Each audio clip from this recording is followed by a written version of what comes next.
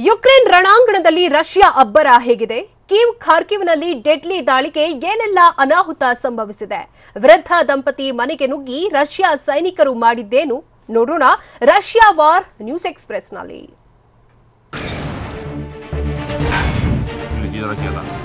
ಉಕ್ರೇನ್ನ ನೈಪ್ರೋ ಪ್ರದೇಶದ ಮೇಲೂ Russia army shell ದಾಳಿ ಮಾಡಿದೆ. ನೈಪ್ರೋ ವಸತಿ ಪ್ರದೇಶಗಳ ಮೇಲೆ ರಷ್ಯಾ ಸೈನಿಕರು ನಿರಂತರವಾಗಿ ಅಟ್ಯಾಕ್ ಮಾಡುತ್ತಿದ್ದು ಹಲವು ಮನೆಗಳು ನುಚ್ಚು ನೂರಾಗಿವೆ. ಶೆಲ್ ದಾಳಿಗೆ ಹಲವು ಮನೆಗಳು ಹೊತ್ತಿ ಉರಿದು ನಾಶವಾಗಿದೆ.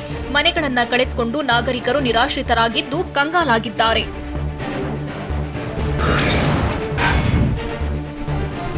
ಉಕ್ರೇನ್ ಸೈನಿಕರು ಯುದ್ಧ ಭೂಮಿಯಲ್ಲಿ ಮಾಡು ಇಲ್ಲವೇ ಮಡಿ ಎನ್ನುವಂತೆ ಹೋರಾಟ ಮುಂದುವರೆಸಿದ್ದಾರೆ. ರಾಜಧಾನಿ ಕೀವ್ ಉಳಿಸಿಕೊಳ್ಳಲು ಹಲವು ಯುದ್ಧ ತಂತ್ರಗಳನ್ನು ಅನುಷ್ಠಾನಗೊಳಿಸುತ್ತಾ ರಷ್ಯಾ ಸೇನೆಗೆ ತಕ್ಕ ಫೈಟ್ ಕೊಡ್ತಿದ್ದಾರೆ.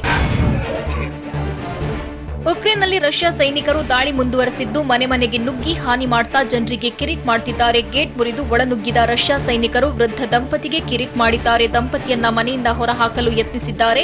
ಈ ವೇಳೆ ವೃದ್ಧ ದಂಪತಿ ವಾಗ್ವಾದ ನಡೆಸಿ ರಷ್ಯಾ ಸೈನಿಕರನ್ನ ಮನೆಯಿಂದ ಹೊರಗೆ ಕಳಿಸಿದ್ದಾರೆ.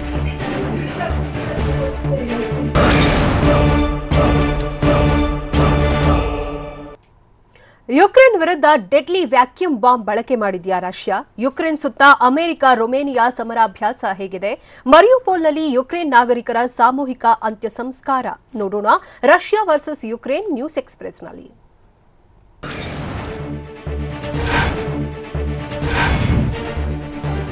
ಒಂದೆಡೆ ಉಕ್ರೇನ್ನಲ್ಲಿ ರಷ್ಯಾ ಭೀಕರ ಯುದ್ಧ ನಡೆಸುತ್ತಿದ್ರೆ ಮತ್ತೊಂದೆಡೆ ಉಕ್ರೇನ್ ನೆರೆ ರಾಷ್ಟ್ರ ರೊಮೇನಿಯಾದಲ್ಲಿ ಅಮೆರಿಕ ರೊಮೇನಿಯಾ ಸೇನೆ ಜಂಟಿ ಸಮರಾಭ್ಯಾಸ ನಡೆಸುತ್ತಿದೆ. ರೊಮೇನಿಯಾದಲ್ಲಿ ಅಮೆರಿಕ ಸೇನೆ ಬೀಡು ಬಿಟ್ಟಿದ್ದು ಭೂಸೇನೆ ಮತ್ತು ವಾಯುಪಡೆ ಸಮರಾಭ್ಯಾಸ ಮಾಡುತ್ತಿದೆ.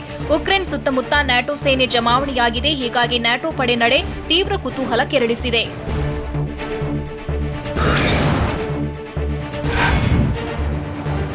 ಉಕ್ರೇನ್ ವಿರುದ್ಧ ಡೆಡ್ಲಿ ದಾಳಿಗೆ ರಷ್ಯಾ ಮೆಗಾ ಪ್ಲಾನ್ ಮಾಡಿದೆ. S-400 ಆಂಟಿ ಮಿಸೈಲ್ ಸಿಸ್ಟಮ್ ರಂಗ ತಾಲೀಮು ನಡೆಸುತ್ತಿದ್ದು ಉಕ್ರೇನ್ ನಾಗರಿಕರನ್ನ ಬೆಚ್ಚಿ ಬೀಳುವಂತೆ ಮಾಡಿದೆ. ಉಕ್ರೇನ್ನಲ್ಲಿ ದಾಳಿಗೆ S-400 aunty missile system practice ಮಾಡುತ್ತಿದೆ. ನೋವೊಸಿಬಿರ್ಸ್ಕ್ನ ಅಶ್ಲುಕ್ ಮೈದಾನದಲ್ಲಿ ಯುದ್ಧ ಸಾಮಗ್ರಿಗಳೊಂದಿಗೆ ಸೈನಿಕರು ತರಬೇತಿಗೆ ಇಳಿದಿದ್ದಾರೆ. ಒಟ್ಟು 600ಕ್ಕೂ ಹೆಚ್ಚು ಸೈನಿಕರು ಸಮರಾಭ್ಯಾಸ ಮಾಡುತ್ತಿದ್ದಾರೆ.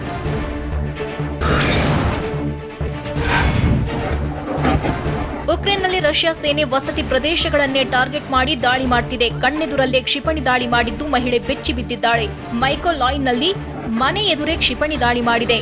ರಷ್ಯಾದ ಡೆಡ್ಲಿ ಅಟ್ಯಾಕ್ಗೆ ಮಹಿಳೆ ಶಾಕ್ಗೆ ಒಳಗಾಗಿದ್ದಾರೆ. ಇನ್ನು ಇವಾನೋ ಫ್ರಾಂಕ್ವಿಸ್ಕ್ ಪ್ರದೇಶದಲ್ಲೂ ಅಪಾರ್ಟ್ಮೆಂಟ್ಗಳ ಮೇಲೆ ರಷ್ಯಾ ಸೇನೆ ಏರ್ ಸ್ಟ್ರೈಕ್ ನಡೆಸಿದೆ.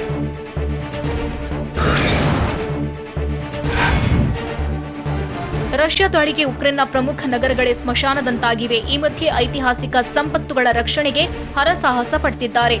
ಉಕ್ರೇನ್ ರಾಜಧಾನಿ ಕೀವ್ ನಗರದಲ್ಲಿ ಪ್ರತಿಮೆಗಳನ್ನ ಮರಳಿನ ಚೀಲಗಳಿಂದ ಮುಚ್ಚಲಾಗಿದೆ. ಐತಿಹಾಸಿಕ ಪ್ರತಿಮೆ ರಕ್ಷಣೆಗೆ ಮರಳು ಚೀಲದ ಗೋಡೆ ನಿರ್ಮಿಸಿ ರಷ್ಯಾ ಶೆಲ್ ದಾಳಿಯಿಂದ ತಪ್ಪಿಸಲು ಯತ್ನಿಸಲಾಗಿದೆ.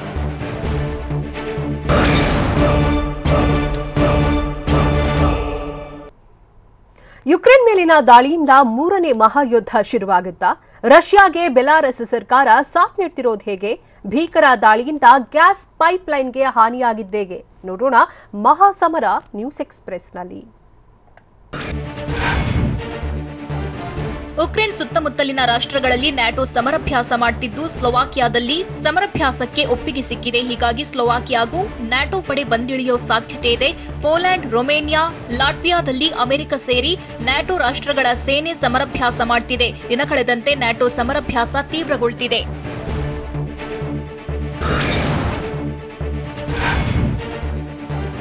ಅತ್ತ ನ್ಯಾಟೋ ಸಮರಾಭ್ಯಾಸ ಮಾಡುತ್ತಿದ್ರೆ ಇತ್ತ ರಷ್ಯಾ ಸೇನೆ ಸಿದ್ಧತೆ ನಡೆಸಿದೆ. ನ್ಯಾಟೋ ಸೇನೆ ದಾಳಿ ತಡೆಯಲು ರಷ್ಯಾ ಬ್ರಹ್ಮಾಸ್ತ್ರವನ್ನೇ ಸಿದ್ಧಗೊಳಿಸುತ್ತಿದೆ. ಪೋಲೆಂಡ್, ರೊಮೇನಿಯಾದಲ್ಲಿರೋ ನ್ಯಾಟೋ ಸೇನೆ ನಿಯೋಜನೆಯಾಗಿದೆ. ಹೀಗಾಗಿ ನ್ಯಾಟೋ ಪಡೆ ದಾಳಿ ಸಾಧ್ಯತೆ ಹಿನ್ನೆಲೆಯಲ್ಲಿ ರಷ್ಯಾ ಅಲರ್ಟ್ ಆಗಿದ್ದು ಬೆಲಾರಸ್ನಲ್ಲಿ ರಷ್ಯಾದ ಅತ್ಯಾಧುನಿಕ S-400 ಆಂಟಿ ಮಿಸೈಲ್ ಸಿಸ್ಟಮ್ ನಿಯೋಜನೆ ಮಾಡಲಾಗಿದೆ.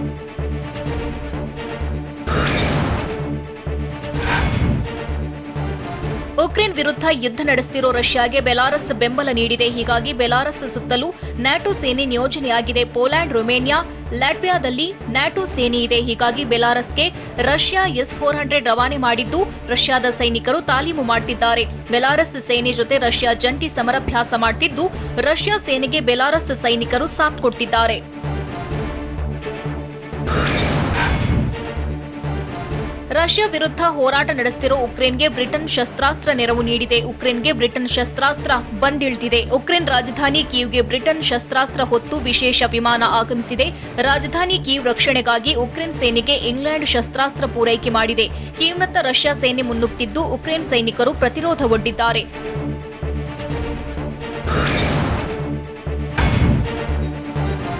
ಉಕ್ರೇನ್ ನೆಲದಲ್ಲಿ ರಷ್ಯಾ ಮಿಸೈಲ್ ಠುಸ್ ಆಗಿದೆ. ಉಕ್ರೇನ್ನ ಚೆರ್ನಿಹಿವ್ ಮೇಲೆ ರಷ್ಯಾ ಮಿಸೈಲ್ ದಾಳಿ ನಡೆಸಿತ್ತು. ಈ ವೇಳೆ ರಷ್ಯಾ ಮಿಸೈಲ್ ಸ್ಫೋಟಗೊಂಡಿಲ್ಲ. ಹೀಗಾಗಿ ಉಕ್ರೇನ್ ಸೈನಿಕರು ಮಿಸೈಲ್ ನಿಷ್ಕ್ರಿಯಗೊಳಿಸಿದ್ದಾರೆ. ಅದೃಷ್ಟವಶಾತ್ ಭಾರೀ ಅನಾಹುತವೊಂದು ತಪ್ಪಿದೆ.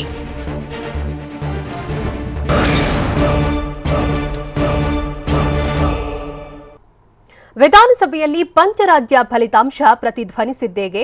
ಬೊಮ್ಮಾಯಿ ಸಿದ್ದರಾಮಯ್ಯ ಮಧ್ಯೆ ಜಟಾಪಟಿ ಹೇಗಿತ್ತು? ಕಾಂಗ್ರೆಸ್ ಮುಕ್ತ ದೇಶ ಮಾಡುತ್ತೇವೆಂದು ಬಿಎಸ್ವೈ ಶಪಥ ಮಾಡಿದ್ದೇಗೆ? ನೋಡೋಣ ಸದನ ಕದನ ನ್ಯೂಸ್ ಎಕ್ಸ್‌ಪ್ರೆಸ್‌ನಲ್ಲಿ.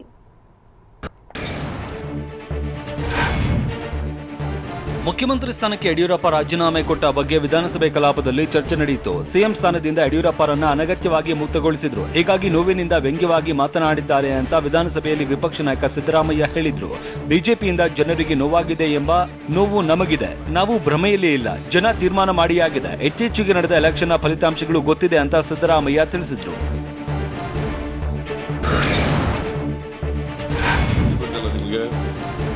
ಸಿಎಂ ಸ್ಥಾನದಿಂದ ಇಳಿಯುವಾಗ ಯಡಿಯೂರಪ್ಪ ಕಣ್ಣೀರು ಹಾಕಿದ್ರು. ಕಣ್ಣೀರು ಸುಮ್ನೆ ಬರುತ್ತದೋ ಅಂತ ಸಿದ್ದರಾಮಯ್ಯ ಪ್ರಶ್ನೆ ಮಾಡಿದ್ರು. ಕಳೆದ ಎಲೆಕ್ಷನ್ನಲ್ಲಿ 135 ಸೀಟ್ ಬರುತ್ತೆ ಅಂತ ಬಿಎಸ್ವೈ ಹೇಳಿದ್ರು. ಆದ್ರೆ ಬಿಜೆಪಿಗೆ ಬಂದದ್ದು 104 ಸೀಟ್ ಮಾತ್ರ. ಯಡಿಯೂರಪ್ಪ ಇತ್ತೀಚೆಗೆ ಜನರ ಬಳಿ ಹೋಗಿಲ್ಲ ಅನ್ಸುತ್ತೆ. ಜನ ಬಿಜೆಪಿಯನ್ನ ಹೊರಹಾಕೋದಕ್ಕೆ ನಿಮ್ಮನ್ನ ಸಿಎಂ ಸ್ಥಾನದಿಂದ ಇಳಿಸಿದಾಗಲೇ ತೀರ್ಮಾನಿಸಿದ್ದಾರೆ. ಬಿಜೆಪಿ ಅಧಿಕಾರಕ್ಕೆ ಬಂದರೂ ನೀವು ಮತ್ತೆ ಸಿಎಂ ಆಗಲ್ಲ ಅಂತ ಸಿದ್ದರಾಮಯ್ಯ ಹೇಳಿದ್ರು.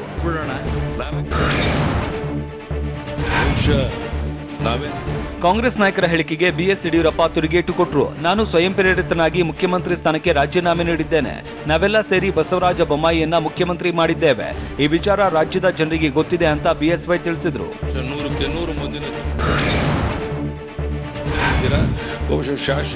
ಮಾಜಿ ಮುಖ್ಯಮಂತ್ರಿ ಬಿಎಸ್ ಯಡಿಯೂರಪ್ಪ ಸಿದ್ದರಾಮಯ್ಯರ ಕಾಲೆಳೆದ್ರು. ಸಿದ್ದರಾಮಯ್ಯನವರೇ, ನೀವು ಮತ್ತೆ ವಿಪಕ್ಷದಲ್ಲೇ ಇದ್ದರೆ ಕರ್ನಾಟಕದಲ್ಲಿ ಕಾಂಗ್ರೆಸ್ ಪಕ್ಷ ಧೂಳಿಪಟವಾಗುತ್ತೆ. ಈ ಬಗ್ಗೆ ನಮಗೆ ನೋವಿದೆ. ಆದ್ರೆ ಆ ನೋವು ನಿಮಗೆ ಇದೆಯೋ ಇಲ್ವೋ ಗೊತ್ತಿಲ್ಲ. ದೇಶದಲ್ಲಿ ಕಾಂಗ್ರೆಸ್ ಅಡ್ರೆಸ್ಗೆ ಇಲ್ಲ ಅಂತ ಬಿಎಸ್ವೈ ಹೇಳಿದ್ರು. ಅಲ್ಲದೆ ನಿಮ್ಮ ನಾಯಕರು ಯಾರು ಸ್ವಾಮಿ ಅಂತ ಪ್ರಶ್ನಿಸಿದ ಬಿಎಸ್ವೈ, ಕರ್ನಾಟಕದಲ್ಲಿ ಮಾತ್ರ ಸ್ವಲ್ಪ ಉಸಿರಾಡ್ತಾ ಇದ್ದಾರೆ ಅಷ್ಟೇ ಅಂತ ತಿರುಗೇಟು ಕೊಟ್ರು. ಕಾಂಗ್ರೆಸ್ ಕರ್ನಾಟಕದಲ್ಲೂ ಧೂಳಿಪಟ ಆಗುತ್ತಲ್ಲ. ಕೇವಲ ಬಸವರಾಜ ಬೊಮ್ಮಾಯಿಯವರ ವಿಪಕ್ಷದವರು ಏನೇ ಹೇಳಿದ್ರು ಅಧಿಕಾರಕ್ಕೆ ಬರಲ್ಲ. ಹೀಗಾಗಿ ವಿಪಕ್ಷದವರು ಅಧಿಕಾರಕ್ಕೆ ಬರುವ ಭ್ರಮೆಯಲ್ಲಿದ್ದಾರೆ ಅಂತ ಬಿಎಸ್ವೈ ಹೇಳಿದ್ರು. ರಾಜ್ಯದಲ್ಲಿ ಮತ್ತೊಮ್ಮೆ ಬಿಜೆಪಿ ಅಧಿಕಾರಕ್ಕೆ ತರ್ತೇವೆ. 135ಕ್ಕೂ ಹೆಚ್ಚು ಸ್ಥಾನಗಳನ್ನ ಗೆಲ್ತೇವೆ. ದೇಶದ ಜನ ಮೋದಿ ಬಿಜೆಪಿ ಪರವಾಗಿದ್ದಾರೆ ಅನ್ನೋದು ಪಂಚರಾಜ್ಯ ಚುನಾವಣಾ ಫಲಿತಾಂಶದಲ್ಲಿ ಸಾಬೀತಾಗಿದೆ. ನಾವು ಕಾಂಗ್ರೆಸ್ ಮುಕ್ತ ಕರ್ನಾಟಕ, ಕಾಂಗ್ರೆಸ್ ಮುಕ್ತ ದೇಶ ಮಾಡ್ತೇವೆ ಅಂತ ಬಿಎಸ್ವೈ ಕಾಂಗ್ರೆಸ್ಗೆ ಟಾಂಗ್ ಕೊಟ್ರು. ಮಾನಸಿಕವಾಗಿ ಸಿದ್ಧತೆಯನ್ನು ಮಾಡಿಕೊಳ್ಳಿ ಅನ್ನೋ ಮಾತನ್ನು ಸಿದ್ದರಾಮಯ್ಯ ಅಧಿಕಾರಕ್ಕೆ ಬಂದೇ ಬಿಟ್ಟಿವೆ ಅನ್ನೋ ಭ್ರಮೆಯಲ್ಲಿದ್ದಾರೆ. ಆದ್ರೆ ನೀವು ಅಧಿಕಾರಕ್ಕೆ ಬರೋದಕ್ಕೆ ಸಾಧ್ಯವೇ ಇಲ್ಲ ಅಂತ ಮಾಜಿ ಮುಖ್ಯಮಂತ್ರಿ ಬಿಎಸ್ ಯಡಿಯೂರಪ್ಪ ಹೇಳಿದ್ದಾರೆ. ನೀವು ಮತ್ತೆ ವಿಪಕ್ಷದಲ್ಲಿ ಶಾಶ್ವತವಾಗಿ ಕೂರಬೇಕಾಗುತ್ತೆ. 5 ರಾಜ್ಯಗಳ ಫಲಿತಾಂಶ ಕರ್ನಾಟಕದಲ್ಲಿ ಮರುಕಳಿಸುತ್ತೆ.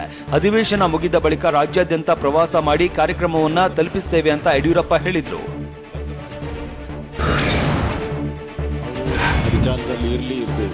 ಯಡಿಯೂರಪ್ಪನವರು ಅಧಿಕಾರದಲ್ಲಿ ಇರ್ಲಿ ಇಲ್ಲದಿರ್ಲಿ ಅವರು ಜನರ ಮನಸ್ಸಿನಲ್ಲಿ ಉಳಿದು ಬಿಟ್ಟಿದ್ದಾರೆ. ನಾನು ಬಹಳ ಹತ್ತಿರದಿಂದ ನೋಡಿದ್ದೇನೆ ಅಂತ ಸಿಎಂ ಬಸವರಾಜ ಬೊಮ್ಮಾಯಿ ಹೇಳಿದ್ದಾರೆ.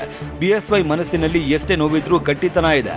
ನಾನು ಒಂದೆರಡು ಪ್ರಸಂಗ ಜೀವನದಲ್ಲಿ ಮರೆಯಲ್ಲ. 3-4 ಘಟನೆಗಳನ್ನ ನಾನು ಬಹಿರಂಗವಾಗಿ ಹೇಳೋದಕ್ಕೆ ಆಗಲ್ಲ ಅಂತ ಸಿಎಂ ಬಸವರಾಜ ಬೊಮ್ಮಾಯಿ ಹೇಳಿದ್ರು.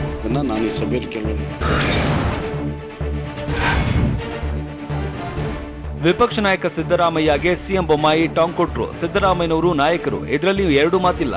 ಆದ್ರೆ ಇತ್ತೀಚೆಗೆ ಅವರಿಗೆ ಸತ್ಯ ಗೊತ್ತಿದ್ರು ಜೋರಾಗಿ ಹೇಳಿದ್ರೆ ಜನ ನಂಬ್ತಾರೆ ಅಂತ ಮಾತಾಡ್ತಾರೆ. ಕಳೆದ ಬಾರಿ ನಮ್ಮಪ್ಪ ನಾಣೆ ಬಿಎಸ್ವೈ HDK ಸಿಎಂ ಆಗಲ್ಲ ಅಂದಿದ್ರು. ಆದ್ರೆ ಇಬ್ಬರು ಸಿಎಂ ಆದ್ರು. ಅಧಿಕಾರಕ್ಕೆ ಬರ್ತೇವೆ ಅಂತ ಇವರೇ ಅಧಿಕಾರಕ್ಕೆ ಬರಲಿಲ್ಲ. ನಾವು ಜನರ ವಿಶ್ವಾಸ ಗಳಿಸಿ ಮತ್ತೆ ಅಧಿಕಾರಕ್ಕೆ ಬರ್ತೇವೆ. 2023ಕ್ಕೆ ಜನರ ಆಶೀರ್ವಾದ ನಮ್ಮ ಮೇಲೆ ಇರುತ್ತೆ ಅಂತ ಸಿಎಂ ಬೊಮ್ಮಾಯಿ ತಿಳಿಸಿದ್ರು.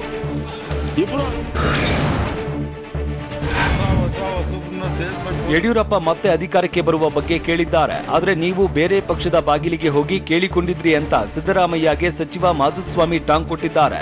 ಫಲಿತಾಂಶ ಬರೋದಕ್ಕೂ ಮುನ್ನವೇ ಹೋಗಿ ನೀವೇ ಸಿಎಂ ಆಗಿ ಅಂತ ಹೇಳಿಕೊಂಡಿದ್ದು ನೀವಲ್ಲವೇ ಅಂತ ಸಿದ್ದರಾಮಯ್ಯರನ್ನ ಉದ್ದೇಶಿಸಿ ಸಚಿವ ಮಾಧುಸ್ವಾಮಿ ಕೇಳಿದ್ರು. ಇದಕ್ಕೆ ಪ್ರತಿಕ್ರಿಯೆ ನೀಡಿದ ಸಿದ್ದರಾಮಯ್ಯ, ಕೋಮುವಾದಿ ಪಕ್ಷವನ್ನ ದೂರ ಇಡೋದಕ್ಕೆ ಅವರಿಗೆ ಸಿಎಂ ಆಗುವಂತೆ ನಾವು ಹೇಳಿದ್ದೇವೆ ಅಂತ ತಿಳಿಸಿದ್ರು.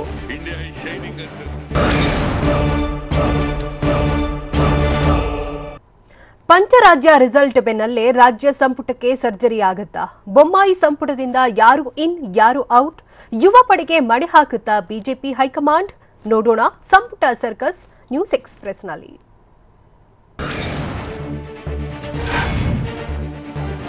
ಪಂಚರಾಜ್ಯಗಳ ಫಲಿತಾಂಶದ ಬೆನ್ನಲ್ಲೇ ರಾಜ್ಯ ಬಿಜೆಪಿಯಲ್ಲೂ ಬೆಳವಣಿಗೆ ನಡೆಯುತ್ತಿದೆ. ಬಿಜೆಪಿ ಹೈಕಮಾಂಡ್ ರಾಜ್ಯ ಸಚಿವ ಸಂಪುಟ ಪುನರ್ರಚನೆಗೆ ಮುಂದಾಗುತ್ತಾ ಅನ್ನೋ ಪ್ರಶ್ನೆ ಉದ್ಭವಿಸಿದ್ದು ಸಚಿವಾಕಾಂಕ್ಷಿಗಳಲ್ಲಿ ಮತ್ತೆ ಆಸೆ ಚಿಗುರೊಡೆದಿದೆ. ಬಹುತೇಕ ಹಿರಿಯರಿಗೆ ಸಚಿವ ಸಂಪುಟದಿಂದ ಕೋಕ್ ಕೊಡೋ ಸಾಧ್ಯತೆ ಇದ್ದು ಏಪ್ರಿಲ್ನಲ್ಲೇ ಸಚಿವ ಸಂಪುಟ ಪುನರ್ರಚನೆಯಾಗುವ ಸಾಧ್ಯತೆ ಇದೆ.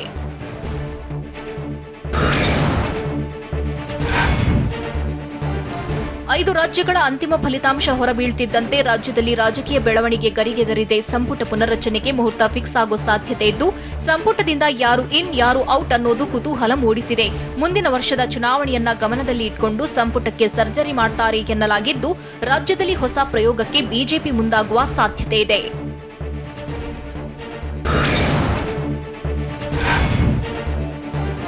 ಮುಖ್ಯಮಂತ್ರಿ ಬಸವರಾಜ ಬೊಮ್ಮಾಯಿ ಸಚಿವ ಸಂಪುಟದಿಂದ ಹಿರಿಯರಿಗೆ ಕೋಕ್ ಕೊಡೋದು ಫಿಕ್ಸ್ ಅಂತ ಹೇಳಲಾಗ್ತಿದೆ. ಏಪ್ರಿಲ್ನಲ್ಲೇ ರಾಜ್ಯ ಸಚಿವ ಸಂಪುಟ ಪುನರ್ರಚನೆಯಾಗುತ್ತೆ ಎನ್ನಲಾಗಿದೆ. ಹಿರಿಯ ಸಚಿವರಾದ ಕೆಎಸ್ ಈಶ್ವರಪ್ಪ, ಮುರುಗೇಶ್ ನಿರಾಣಿ, ಸಿಸಿ ಪಾಟೀಲ್, ಗೋವಿಂದ ಕಾರಜೋಳ, ಕೋಟಾ ಶ್ರೀನಿವಾಸ್ ಪೂಜಾರಿ ಸೇರಿದಂತೆ ಕೆಲವರಿಗೆ ಕೋಕ್ ಕೊಡ್ತಾರೆ ಎನ್ನಲಾಗಿದೆ.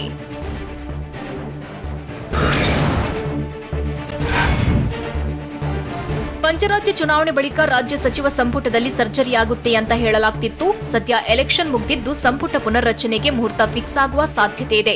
ಈ ಬಾರಿ ಹೈಕಮಾಂಡ್ ಯುವ ಪಡೆಗೆ ಮಣೆ ಹಾಕುವ ನಿರೀಕ್ಷೆ ಇದೆ. ಪ್ರಾದೇಶಿಕವಾರು ಸಚಿವ ಸಂಪುಟ ಪುನರ್ರಚನೆ ಆಗುತ್ತೆ ಎನ್ನಲಾಗಿದ್ದು ರೇಣುಕಾಚಾರ್ಯ, ಬಸನಗೌಡ ಪಾಟೀಲ್ ಯತ್ನಾಳ್, ಅರವಿಂದ್ ಬೆಲ್ಲದ್, ಜಿಎಚ್ ತಿಪ್ಪಾರೆಡ್ಡಿ, ರಾಜು ಗೌಡ, ಪೂರ್ಣಿಮಾ ಶ್ರೀನಿವಾಸ್ ಸೇರಿ ಹಲವರಿಗೆ ಅವಕಾಶ ಸಿಗುವ ಸಾಧ್ಯತೆ ಇದೆ.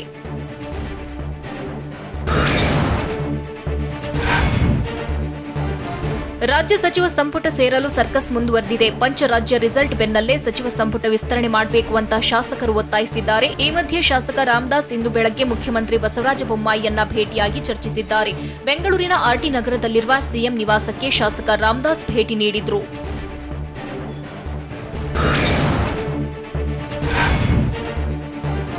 ರಾಜ್ಯ ಸಚಿವ ಸಂಪುಟದ ವಲಸಿಗರ ಮೇಲೂ ಹೈಕಮಾಂಡ್ ಕಣ್ಣಿಟ್ಟಿದೆ ಅಂತ ಹೇಳಲಾಗ್ತಿದೆ. ಅಲ್ಲದೆ ವಲಸಿಗ ಸಚಿವರು ಒಂದು ಕಾಲು ಹೊರಗಿಟ್ಟಿದ್ದಾರಾ ಅನ್ನೋ ಪ್ರಶ್ನೆ ಉದ್ಭವಿಸಿದೆ. ಚುನಾವಣೆ ವೇಳೆ ಕೆಲ ವಲಸಿಗರು ಪಕ್ಷ ಬಿಡೋ ವದಂತಿ ಇದೆ. ಹೀಗಾಗಿ ಡೌಟ್ ಇರೋ ವಲಸಿಗರ ಕೈ ಬಿಡುವ ಬಗ್ಗೆ ಹೈಕಮಾಂಡ್ ಮಟ್ಟದಲ್ಲಿ ಈಗಾಗಲೇ ಚರ್ಚೆ ನಡೆದಿದೆ ಎನ್ನಲಾಗಿದೆ. ಬಿಜೆಪಿ ಸಚಿವ ಸಂಪುಟದಲ್ಲಿ ವಲಸಿಗ ಸಚಿವರ ಪೈಕಿ 5-6 ಸಚಿವರ ಮಂತ್ರಿ ಸ್ಥಾನಕ್ಕೆ ತೂಗುಗತಿ ಎನ್ನಲಾಗ್ತಿದೆ.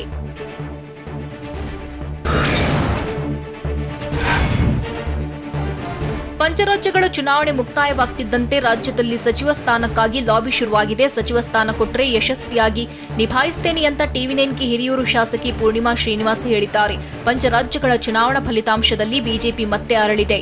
ರಾಜ್ಯದಲ್ಲಿ ಮುಂದಿನ ಚುನಾವಣೆಯಲ್ಲೂ ಬಿಜೆಪಿಯೇ ಅಸ್ತಿತ್ವದಲ್ಲಿ ಇರಲಿದೆ. ಸಚಿವ ಸಂಪುಟ ವಿಸ್ತರಣೆಯಾಗಿ ನನಗೆ ಸಚಿವ ಸ್ಥಾನ ನೀಡಿದರೆ ಯಶಸ್ವಿಯಾಗಿ ನಿಭಾಯಿಸುತ್ತೇನೆ ಅಂತ ಶಾಸಕಿ ಪೂರ್ಣಿಮಾ ಶ್ರೀನಿವಾಸ್ ಹೇಳಿದ್ದಾರೆ.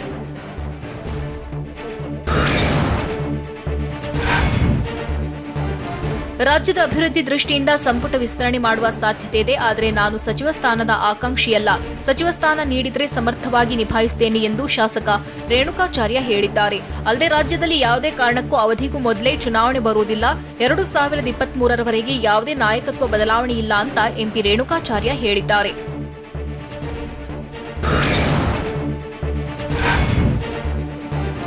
ಒಂದ್ ವೇಳೆ ನನಗೆ ಸಚಿವ ಸ್ಥಾನ ಕೊಟ್ಟರೆ ನಾನು ಯಶಸ್ವಿಯಾಗಿ ನಿಭಾಯಿಸಲು ಸಿದ್ಧನಿದ್ದೇನೆ. ಆದರೆ ಪಕ್ಷಕ್ಕೆ ಮುಜುಗರ ತರುವ ಕೆಲಸವನ್ನ ನಾನು ಯಾವತ್ತೂ ಮಾಡಲ್ಲ ಅಂತ ಚಿತ್ರದುರ್ಗ ಶಾಸಕ ತಿಪ್ಪಾರೆಡ್ಡಿ ಹೇಳಿದ್ದಾರೆ. ಪಂಚರಾಜ್ಯಗಳ ಚುನಾವಣೆ ನಮಗೆ ನಿರೀಕ್ಷೆಯಾಗಿತ್ತು. ಇದು ರಾಜ್ಯದಲ್ಲೂ ಮುಂದಿನ ಚುನಾವಣೆಗೆ ದಿಕ್ಸೂಚಿಯಾಗಿದೆ. ಚುನಾವಣಾ ಫಲಿತಾಂಶ ಬಳಿಕ ರಾಜ್ಯದಲ್ಲಿ ಸಚಿವ ಸಂಪುಟ ವಿಸ್ತರಣೆ ಮಾಡುವುದರ ಬಗ್ಗೆ ಯಾರೂ ಬಹಿರಂಗವಾಗಿ ಹೇಳಲಿಲ್ಲ ಅಂತ ಟಿವಿ9ಗೆ ಶಾಸಕ ತಿಪ್ಪಾರೆಡ್ಡಿ ತಿಳಿಸಿದ್ದಾರೆ.